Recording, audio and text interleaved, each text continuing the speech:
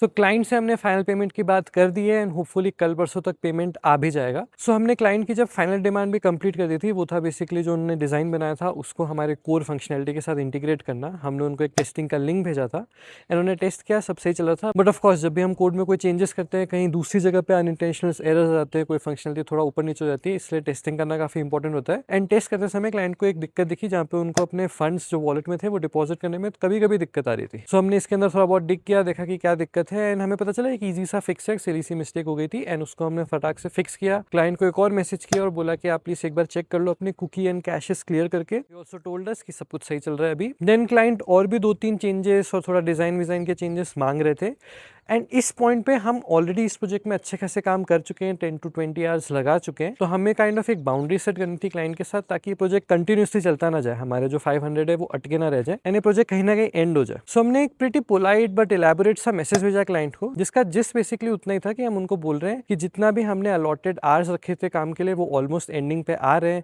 तो आपके अगर और कोई एक्सपेक्टेशंस हो और कोई चेंजेस हो, आप एक बार में हमें बता दो तो हम वो इनकॉपरेट कर दें। एंड हम चाहते हैं कि आप कल परसों तक ये फाइनल 500 का पेमेंट फाइनलाइज कर दो क्योंकि हमें भी निकलना है।